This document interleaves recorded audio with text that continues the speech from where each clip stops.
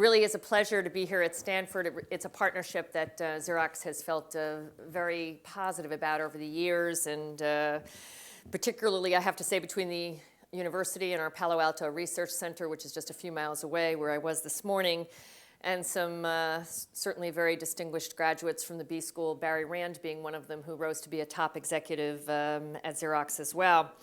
So for a lot of reasons, it's great to be here with you today. And I have about 45 minutes, not even. And what I'd really like to do are four things. And what I've been asked to do is four things. To talk about the past, and not just to tell the story, but most importantly, to talk about the lessons learned along the way. And there were many. To share a few thoughts on leadership, and particularly leadership at a time of crisis.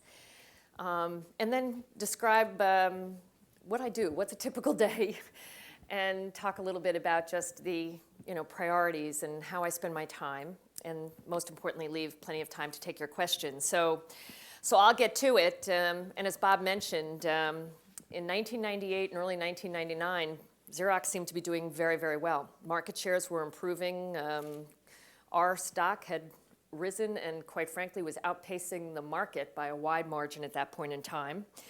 We had made a change in leadership, brought in a CEO. It appeared to be doing very well, and so most of us were kind of had our sight on a fairly bright future. I was actually running an independent startup company that Xerox had focused on to really develop the Soho market and desktop products at the time. So I think it's fair to say that with alarming speed, things began to unravel in late 99 and 2000. And they unravel with alarming speed, but the problems generally take place over decades, so important to note.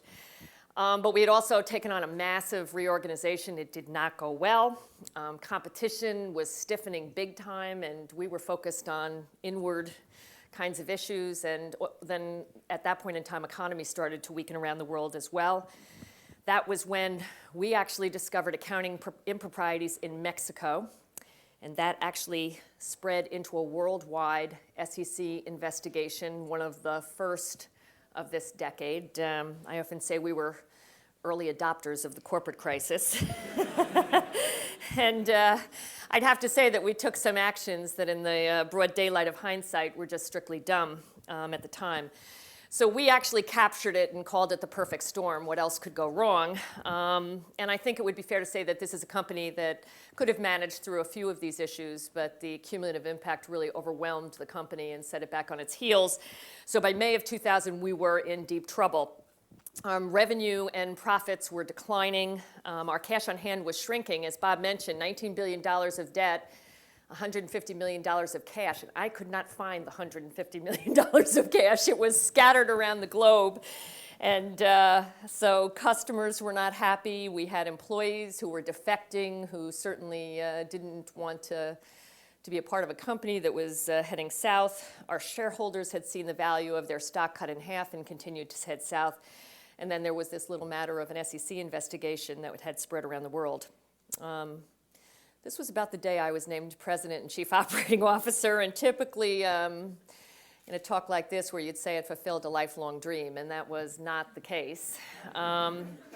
This clearly was a case of a responsibility that I have to say I accepted with equal parts of pride and dread. But I very quickly figured out I had two really important aces in the hole. The first was a customer base that actually treasured the Xerox brand, wanted Xerox to survive, so people who were willing to work with us during this difficult period of time. And the second was an incredibly talented and committed workforce who would do just about anything to save the company. And so we really did roll up our sleeves and begin the hard work of addressing all these issues. And I'd have to say in the beginning, most of that time was spent listening to employees, to customers, and industry experts. And customers told us we had great technology, but our responsiveness had slipped incredibly. Our industry experts told us that we had a lot of great technology, but we better make some clear choices and focus as it related to our market opportunities. And employees told us that they would do whatever it took to save the company, but we better provide clear direction and do it quickly. So we laid out a pretty bold plan. Didn't really qualify as taking a rocket scientist in terms of what had to be done. The first piece was to fix the liquidity issues very, very quickly and raise cash both through, some asset sales as well as incredible management of all cash sources. We had to restructure the cost base. It was very clear to me we had a huge cost base problem. So we set a goal of taking $1 billion out, knowing that it wasn't sufficient, but that we would strive to take the $1 billion out as quickly as possible, just to begin this process of competitiveness. And the third leg was one that was really important to the Xerox team, and that was that we would actually strengthen our core business, actually invest in our core business at the same time as we were restructuring the company and fixing the liquidity issues. So the results really have been fairly stunning based upon the challenges that we had. On the liquidity front, we really raised about $2.5 billion of cash quickly, but we took a lot of tough actions. We outsourced our office manufacturing. It was a union shop. We exited our small office, home office business, a business that I started, and we focused on operational cash generation with a level of discipline and focus that was just extraordinary. And on the cost front, we took out the first $1 billion, then we started on the second $1 billion. We're actually taking out our third $1 billion now. We reduced our selling and general and administrative expenses by over 25%. We cut our capital spending in half. And the most painful thing, we reduced our worldwide employment by about a third. And when you have an experience like that, you really stay focused on making sure that you have a business model that's sustainable and can really support the cost and the infrastructure going forward. So, but as much as I think we did some dramatic things, reducing our debt's been cut in half, and what's left is just kind of the customer receivables. We improved our cash position. We've had great cash generation, about $1.5 billion per year. We have $3.5 billion of cash on hand. As a matter of fact, during the SEC investigation, we had basically lost our financial staff, and we had no CFO in the company, so I was acting CFO and had to manage through the SEC investigation. But when I finally hired a CFO after we had resolved the investigation, and I said, I've been acting as CFO, and I really don't have a sophisticated financial background here, and I'm really anxious to hear what your thoughts are on our cash strategy. And he looked at me and he said, hoarding would be the strategy for cash. And it was quite appropriate. So as proud as I am of the financial turnaround, it is the progress on the third leg of the strategy. We didn't take a dollar out of research and development. We have 4 research facilities around the world. We spend about $1 billion on research and development. And as a result, the past couple of years have been our biggest product launch years in history. And I'm really on firm footing when I tell you we have just an incredible portfolio of innovative offerings and solutions for our customers that are combinations of extraordinary hardware, software, and also our people. So it's good to be looking at a set of positive results. Everywhere we look, fortunately, the trends are going in the right directions. Our margins are where we want them. Just this year alone, we took $3 billion off of our balance sheet. And our equipment sales, which is really the driver of our company going forward, have been growing for the last 7 quarters. And most importantly, we're winning in the marketplace. Customers are voting with their checkbooks. So this is just to give you a perspective on where we've been. I think it would be fair to say that a few years ago, people were writing our obituary, and now we're getting some very nice quotes like really looking at a great turnaround.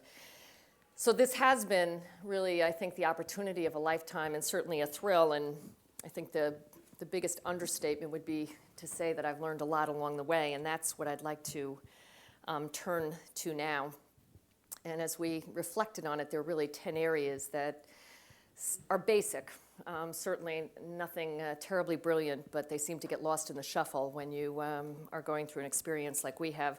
The first is, I kind of characterize it as look before you leap. As Bob said, I'm a lifer, 28 years at Xerox. I really know the place, and I have to say that when you've grown up in a company, you think you know all the answers, and if you couple that with some fairly intense decision-making, which I'm noted for, it can be a pretty dangerous combination. So fortunately, I was slowed down and spent probably the first 90 days on planes just listening to employees and customers and just anyone who had a view on what the problems were, just to make sure that we would be addressing the core problems and not just addressing the symptoms of the problem. And it turned out to be quite a different list than the list that I had originally anticipated. And I have to say that we were in a position where everybody was kind of putting out fires but not fixing the fuel leak that was causing the fire. So it was really an important part of the exercise, taking the precious time that was required to really understand what the issues were in the company. And I'd have to say, if we didn't go through that, I think I'd be giving a very different talk today. The second is really about communication, and it's always important, but in a time of crisis, it is absolutely the single biggest priority that you have. And actually, that's when people tend to go underground, when things are ugliest. And this was a really important part of the turnaround strategy. I have to say that I worried a lot and I had a lot of doubts, but when I communicated with all of our constituencies, I was pretty transparent about the size of the issues. I used to call it the brutal truth and give people a sense of really what was happening in the company, but also confident about a plan that would overcome those issues, and the combination of hopefully giving people a sense that we really do know what's happening here and it's not good, and we have developed a plan that will address those issues was really the approach that we used.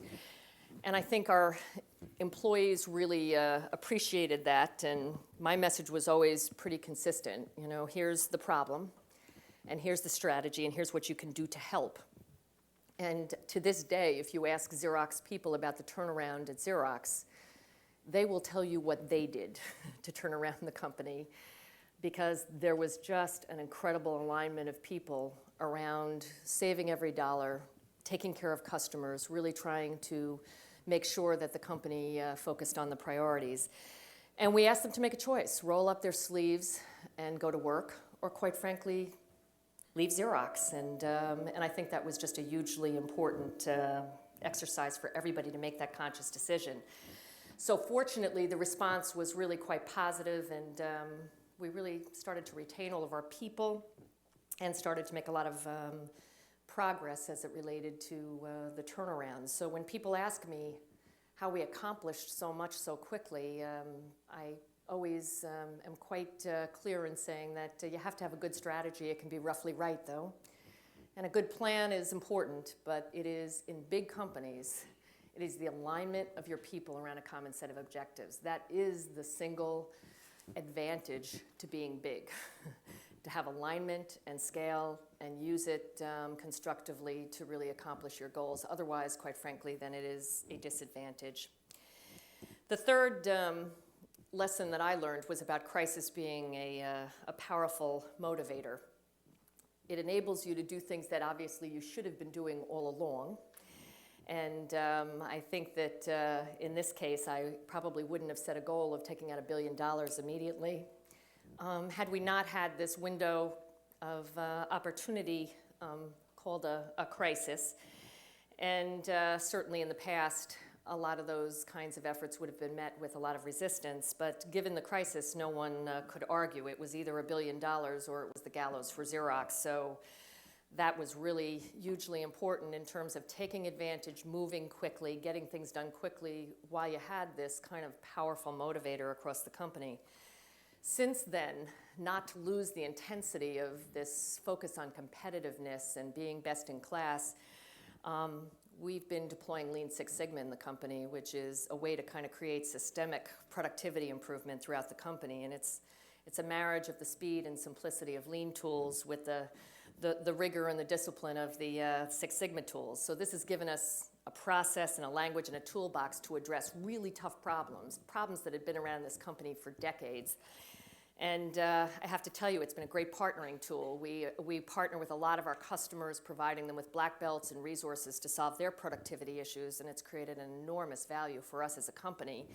This year, Lean Six Sigma will bring $160 million of profit to the bottom line in Xerox. And we'll double that next year. So we have an army of trained resources throughout our company. I'm a green belt, and I have to say that it's been an enormous help in maintaining the intensity of constantly staying ahead of the productivity curve.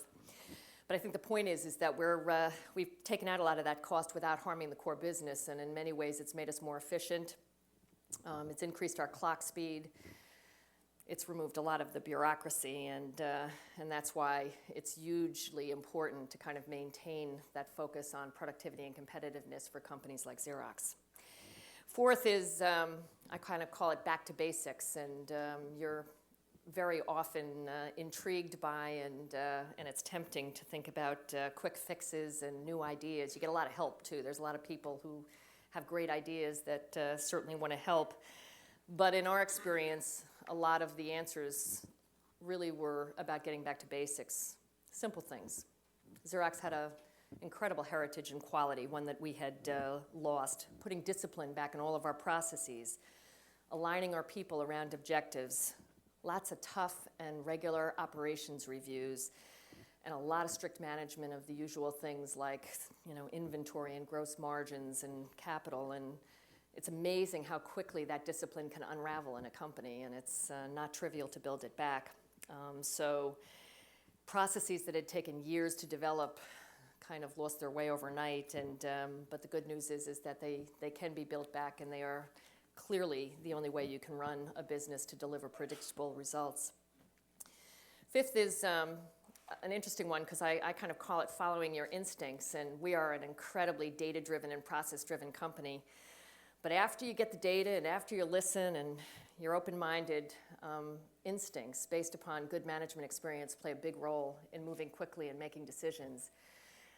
We had actually had a ton of consultants into Xerox over the 90s who helped us kind of organize along many lines. We were organized by industry, we were organized by product, we were organized by segment, we were organized by geography. And as I was making my initial travels around the world, I was looking for anybody who felt any degree of accountability for anything. And man, it was just me. It was scary. And so despite what looked good on paper, we unraveled it. And it's not perfect, but it's clear. And I can look people in the eyes, and I know what they're accountable for, and you can hold them accountable for it, and it was a huge enabler for us to make operational progress. The sixth is about corporate culture, and it's kind of gotten a bad rap lately. As a matter of fact, when I was making my initial rounds, I was visiting a big customer and a new CEO for a bank. And he was coming in with kind of a turnaround charter and wanted to give me a lot of advice about what needed to be done at Xerox. And we owed him a lot of money, so I was listening. So in any case, he said, you got to kill the culture. It's the culture in this company that has made it sluggish and bureaucratic, and you've lost your edge and your competency. And I was listening, but I have to tell you, I realized it was kind of nonsense. What is a culture other than the collection of people and behaviors that you have within a company? And it's a great way of pointing out, it's your problem to the people of a company. And cultures clearly needed to be adapted. Ours needed to gain a lot of speed. We needed to do away with some things, but you have to bring the culture with you if you want to get things done in a big company. And it was hugely important that we really built on the strengths of the Xerox culture to enable us to do what we had to do. And our culture puts a premium on things like quality and empowerment, results, diversity, fairness, customer, corporate responsibility, things that are really, people are proud of. And quite frankly, it's the reason a lot of people came to Xerox and why a lot of us stayed. So if it helped us achieve greatness in the past, hopefully it can be a path for the future as well. The seventh has to do with focusing on customers, never forgetting the reason that companies exist. But when bankers are calling and shareholders are knocking on the door, it's really sometimes easy to lose sight and forget the most important constituency of all, and that's the customer. But I have to say that we decided as a team that would be our number one executive focus, that we would own customer relationship. So we all took key clients and went out and really personally communicated to our key clients, solved problems, addressed issues.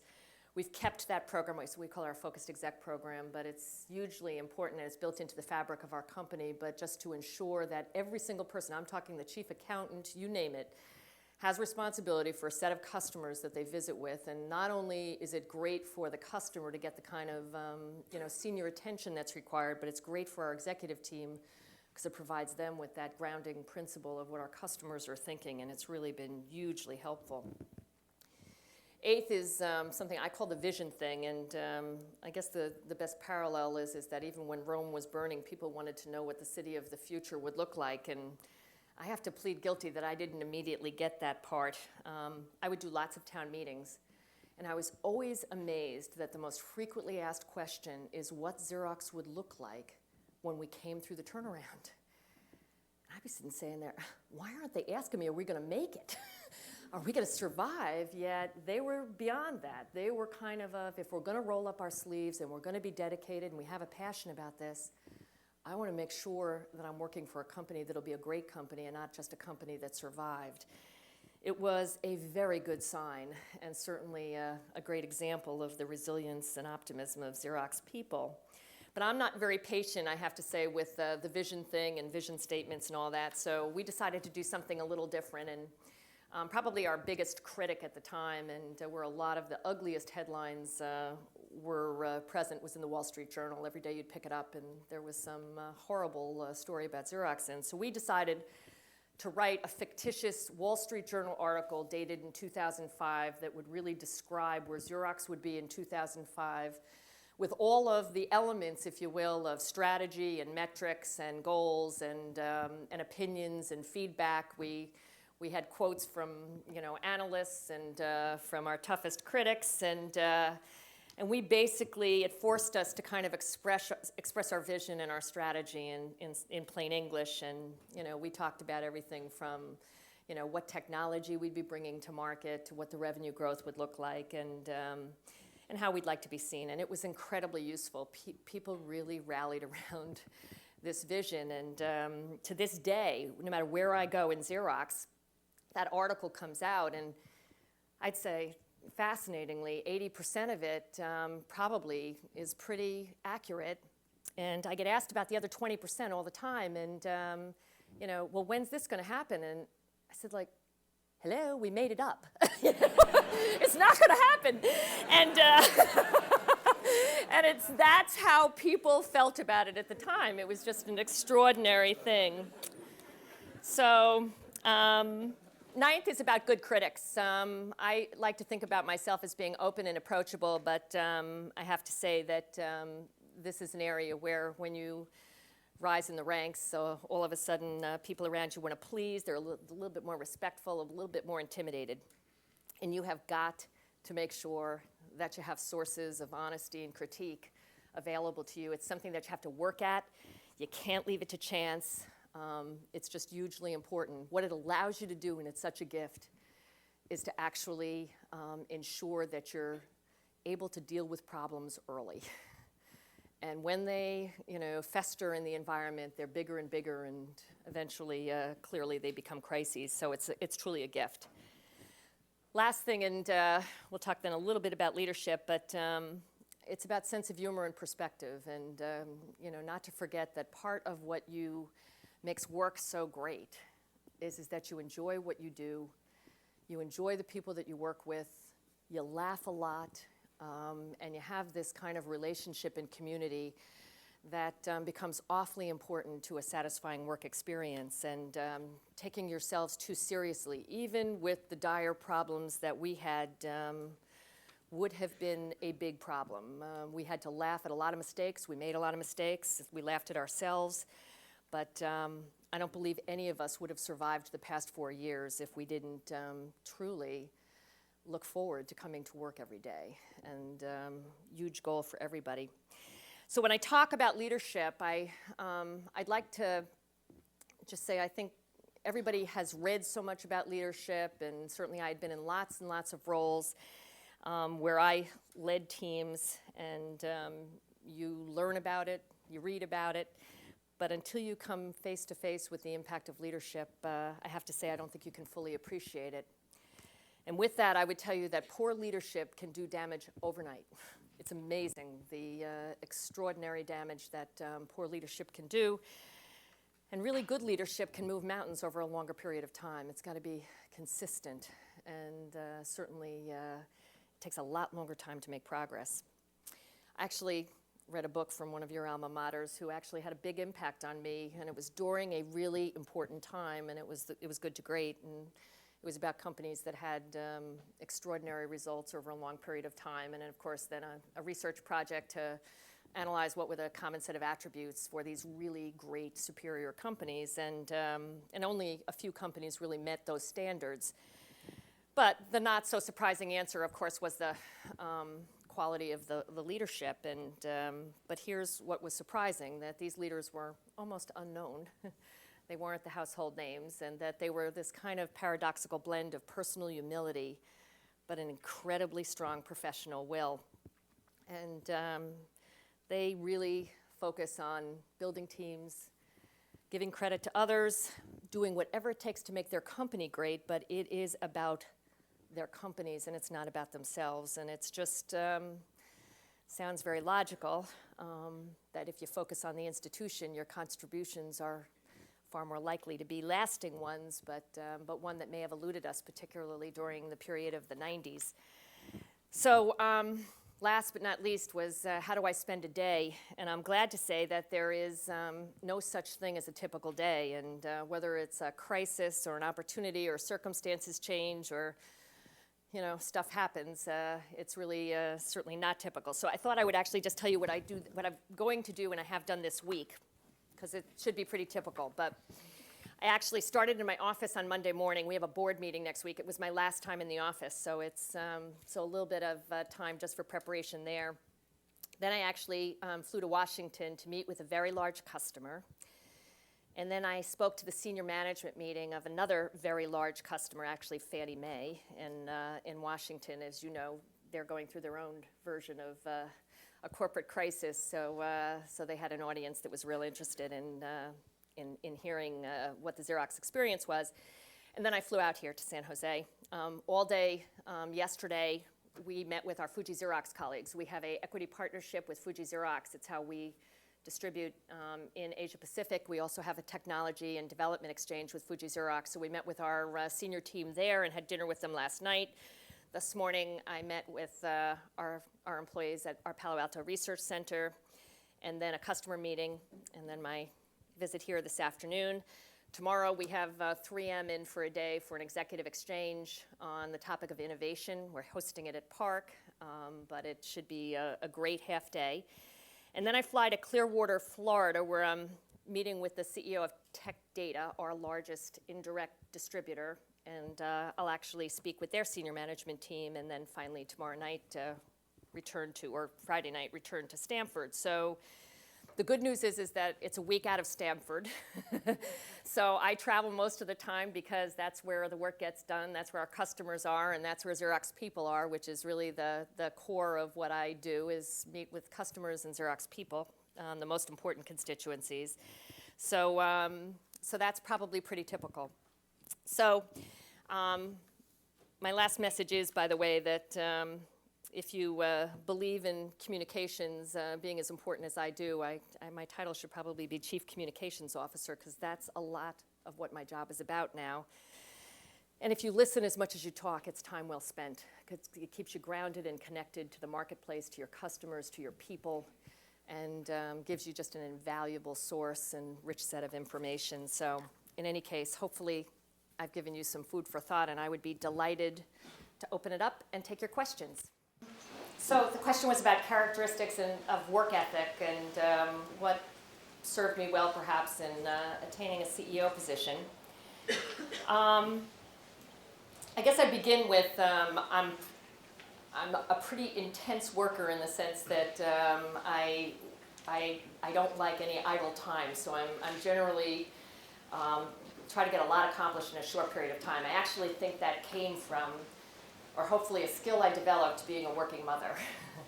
I think having children while I was working always put boundaries on my work life so that I wasn't going to stay at the office for 14 hours a day. That wasn't my shtick. I wanted to get home when I was home and have dinner with my husband and my kids. So the ability to accomplish a lot in a short period of time became, for me, the most important work ethic.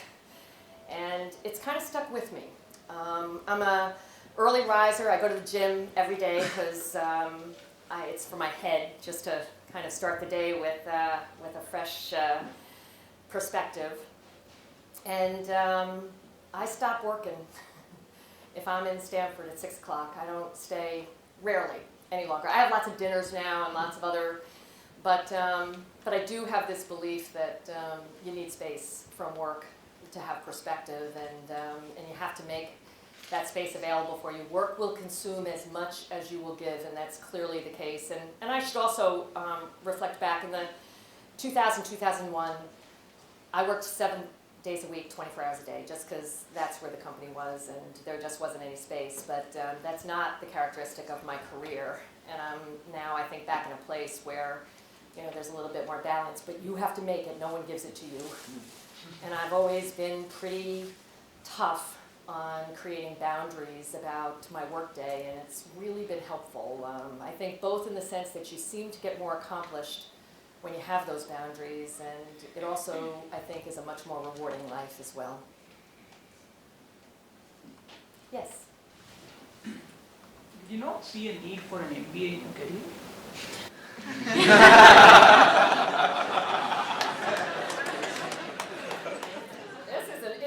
One to answer.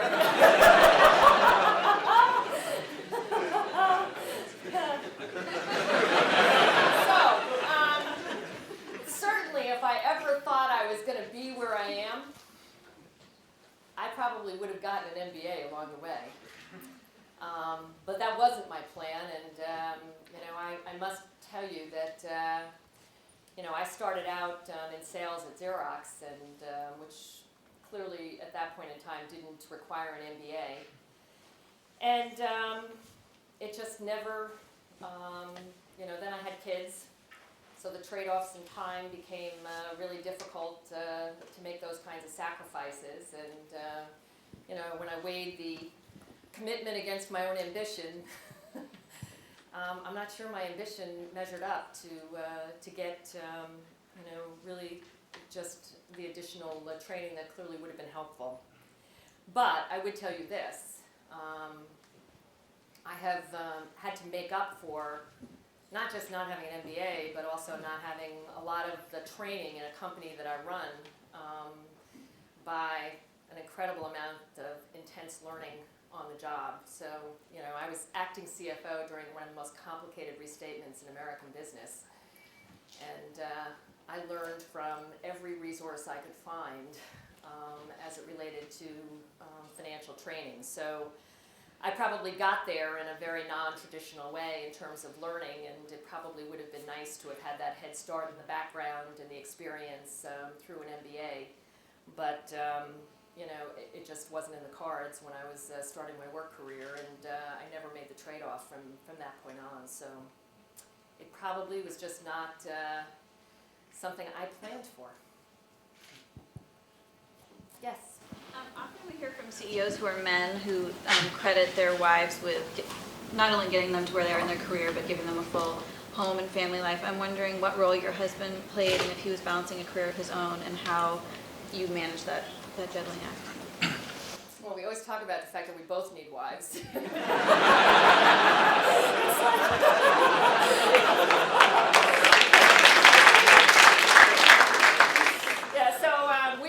He worked for 35 years. He's retired now, okay, for 3 years. So the great news is that I'm not sure I could have pulled this job off without having, full-time support at that point. And my kids are older now, too, so it's a little bit of a different situation. But I'd say the first 25 years were constant trade-offs with regard to, certainly both of our jobs and careers. I think we made some decisions that were really important for us. If we both wanted careers, neither one was willing to kind of say, I come first we've fought that battle for years, and as a result, we made this agreement that we weren't going to relocate for the benefit of the other's job. That tough, turn it down. That's not the shtick that we were on. That we really needed to have kind of a feeling of importance with regard to what we did, and that we would turn down some other opportunities so that we didn't have to kind of displace the other person. And we also decided that we also actually had this great goal to be good parents too. That was certainly not the easiest of things during those years. So this thing is always about choices, and I think you get into trouble when you don't make clear choices. Well, we made clear choices, and that was work and kids. That's it. So when I first became CEO, and they were putting together kind of my personal history, and they were picking up all this stuff from my resumes, I had to stop them because I knew it would be published. I said, I made all that stuff up. I didn't do any of those activities or hobbies or... So, like, I'm not really a good skier. Falls into the category of boring, but the fact is that, we raised a family and we worked, and for a long time that's really all there was room for. So I think we made it work because we made an equal kind of sacrifice in terms of, our free time and what we spent it on. And there was, for us, and it's not for everybody, there was no particular resentment about kind of this, I come first scenario. It just wouldn't have worked for us. Yes? Could you talk more about how you addressed the employee morale issues when you were laying off a third of the workforce? Yeah, it was huge. I think it was the toughest thing we did. I should say that we did everything we could to save jobs, even if they weren't Xerox jobs. So when we negotiated an outsourcing arrangement for manufacturing, we forced the transfer of at least a third of the manufacturing employees with the outsourced contract so that we could save as many jobs as possible. We outsourced our back office operations to GE Capital. They took all our people. So right there, we had several thousand employees who were working not for Xerox anymore, but we did a lot through managing attrition and retirement and trying to manage down the ranks. But at the end of the day, obviously, we shut down businesses. We made a lot of tough decisions. So probably the best example is that I shut down the small home office business that I started, 1,000 people. And, there's only one way that you can do it, and at least give people a sense of that you care and that you do it face to face. And so that was our rule, that we always did it in person and met with the organization so that it was never delivered indirectly. We had a context for it, which was a corporate crisis. So it wasn't like this was, just by desire. It was by necessity. So I do think that, the context of, having bankruptcy rumors in the papers every day built a little bit of more sensitivity from the employee population about the decisions that we were making. It was a survival kind of thing. So all I can say is that, you certainly have to build an honest and credible story about what you're trying to accomplish and what you're trying to do. You got to deliver bad news face to face and take the tough questions and own up to the decisions that you're making.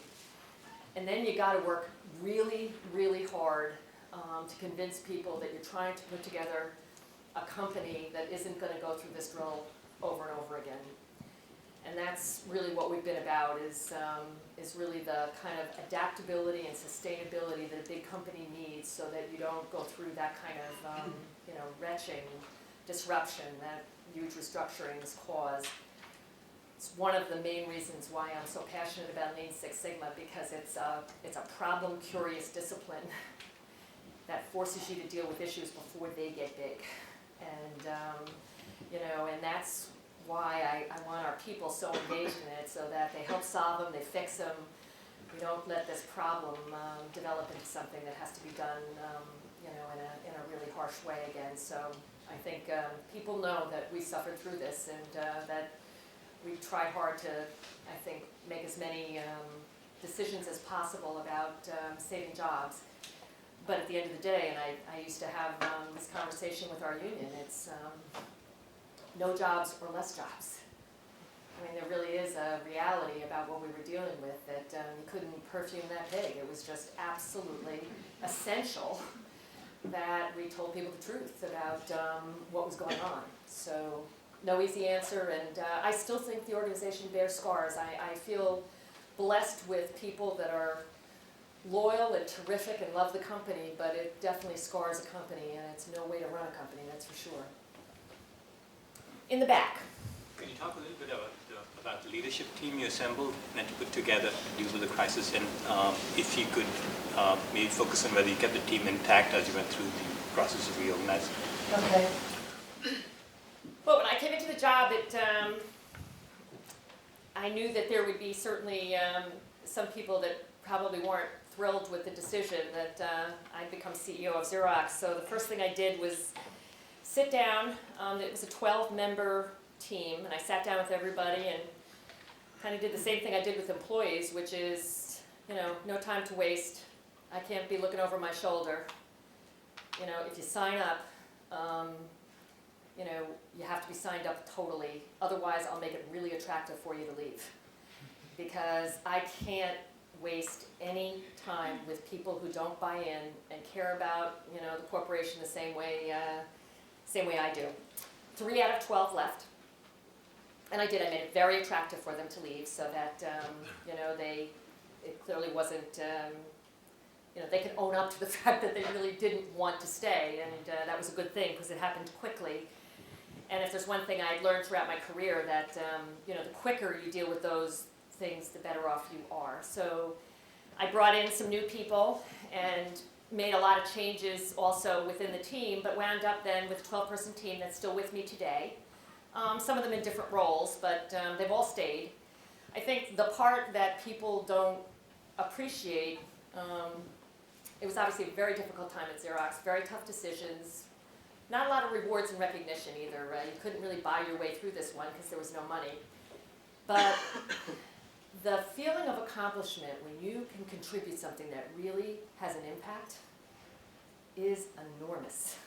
And this team feels this extraordinary sense of participating in the last 3 or 4 years and having this huge impact of putting a company back on its feet and bringing back, kind of a brand icon to profitability and stability. So I think the satisfaction of what's been accomplished has been a huge retention vehicle for this senior team. And we're like a family. It's really does create an environment where you develop some very, very close relationships. So I feel really lucky to have this team in place. Here? Was there a point of time in that turnaround when you thought that we weren't gonna make it, like we're gonna fail, and if you went through that situation, how you shared that, or you did, with your team? Well, there were a lot of points in time. I, certainly knew what the odds were on these kinds of things, and certainly our odds were not good of succeeding. And I often think one of the things that happened to be a good thing at the time is that not having been trained, if you will, and groomed to be a CEO, there were a lot of things that I took on that probably, I didn't have the, if you will, the perspective of someone who'd had the experience and gone through it, and I think it kept me perhaps a little bit more in the dark and a little bit more optimistic about the possibilities. One of the things that we did, we negotiated we lost all of our commercial paper and drew on a line of credit, $7 billion. That's the 58 banks that we negotiated with. And I had to meet with these 58 banks every 30 days and basically kind of report an update. And at the end of the day, we had to get all 58 banks to sign on a renewal within 24 months because it was an expiring line of credit, or else it was, the whole line wouldn't renew. So we would be bankrupt immediately, and I had some serious doubts about whether or not we would be successful with that. I think that was probably the loneliest part of the job is that you don't get to have those conversations with many people.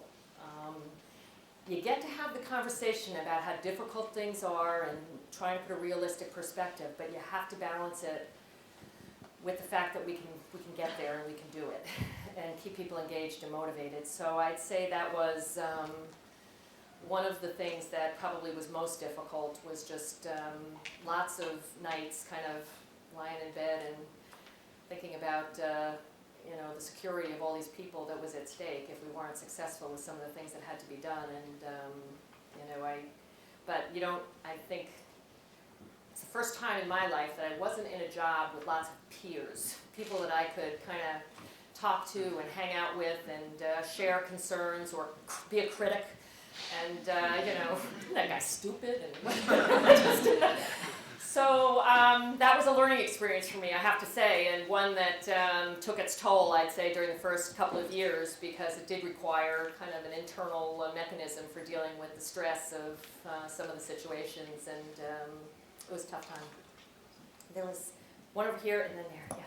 You mentioned before that it's important to find sources of honesty and critique, and I'm wondering, where did you find those sources? Were they internally, externally, and how did you solicit that kind of? Well, the ones that are most helpful to me are usually employees and customers, because they really see what's happening. So, there's nothing more sobering than going to visit a really unhappy customer about what their experience has been and what the problems have been. And I did a lot of it. I do less of it now because we have less, hopefully, unhappy customers. But getting that firsthand feedback and dealing with the frustrations and the issues firsthand, I think, with the marketplace is really important. Inside the company, it's actually easier than you would think. There's constituencies that are very outspoken. We have, 8,000 technicians who are on the streets every day solving technical problems, and they're not aspiring to be CEO. They're like, let me tell you what's wrong with this company.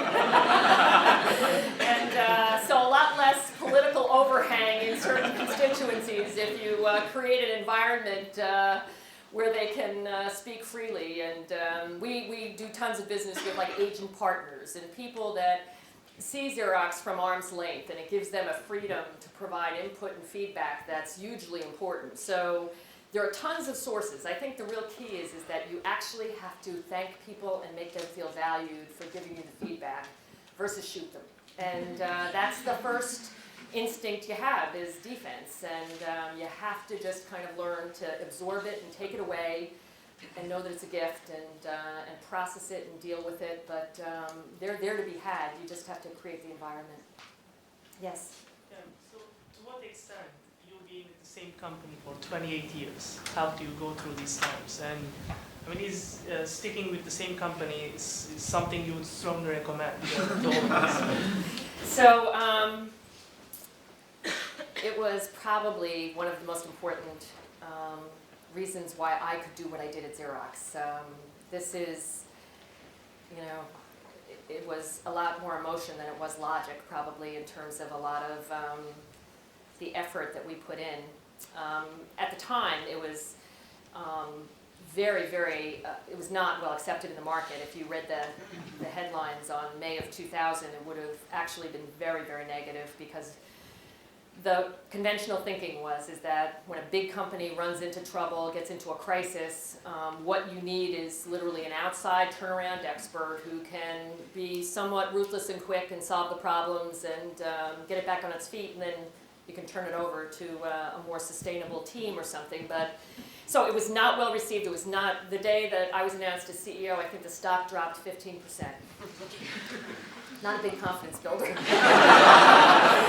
So, builds character, that's right. So no, but when I think back on it, it was so hugely important in terms of developing the loyalty and the relationships and building the team, and I had such a head start because of what I knew about the place. I was one of them.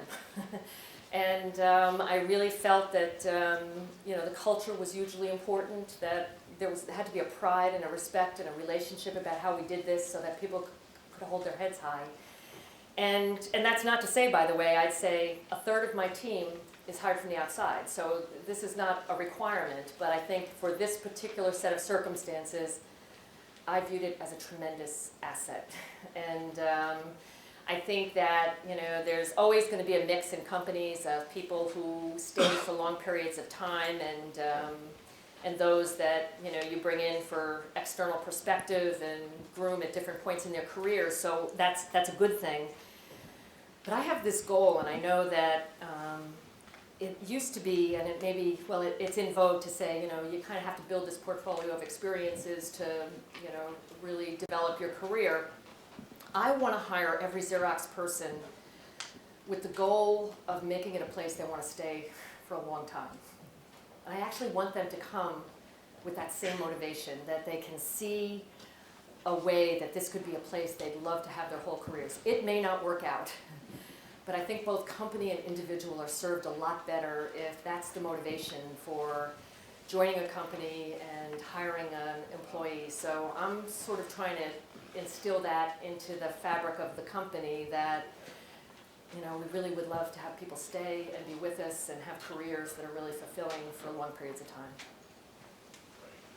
In the back, and then here. What keeps you up at night now? Well, I think the thing that probably, I'm a worrier by nature, and so I will always find something to be concerned about. But, you know, if someone asked me what motivated me more, success or failure, I would probably say failure. And, you know, I think that's one where I run really hard to avoid failure more than I run towards success, I think. And therefore, I think it almost makes me nervous that we're at a place where people kind of think it's business as normal, you know, business as usual. So it's trying to not put our feet up and fall into some of the characteristics that I think got us into trouble in the first place, and having a level of intensity. It's a different goal. Okay, we're about growth and greatness now and not just about survival.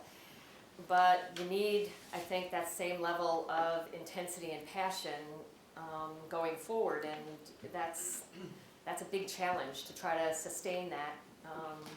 You know, I tend to think that right now crisis was a more powerful motivator than perhaps you know, the goal to being a great company again, and that's my job. I've got to make sure that that's in place, but it is something that certainly worries me, that this next stage of the journey is one that I've really got a whole different set of things to accomplish than the last piece of it, and equally important. So pretty challenging.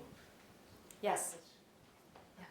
With regards to culture, and it had been a competitive advantage for Xerox for so long, and then you saw the need to realign it. What advice do you give to other companies that are in similar situations, that there needs to be some culture change, but yet it is so important for the success of the organization? Yeah. So, you know, I generally say you've got to find the strengths, the competencies and the strengths and the value system in cultures, and really use it as your North Star, so that people feel this sense of we're not just a big company, we actually stand for something, and a lot of that's embedded in the culture. So identifying that and calling it out during times of change, I think, is just so important. And for Xerox, it was all about, you know, our community involvement, and I mean, we did more probably community volunteering in the last 4 years than we did in the previous 10, because we really focused on the fact that that is part of what we're about as a company, and that's why this company has to be great again. And we have a foundation, and you know, we continued to use our foundation for that kind of thing. So identifying that core set of things that you can use for grounding while you go ruthlessly after the things that really have to be changed, I think gives people a path that they want to follow. And I believe kind of the definition of leadership is followership. And that's what you have to create, something that people feel proud about and that they want to participate in and want to be a part of. And that's, I think, how you have to break down culture so that you can deliver the change, but give people a sense of pride and ownership and history and reputation that I think is a big part of what keeps people around. So, well, thank you all for participating on your day off. I appreciate it.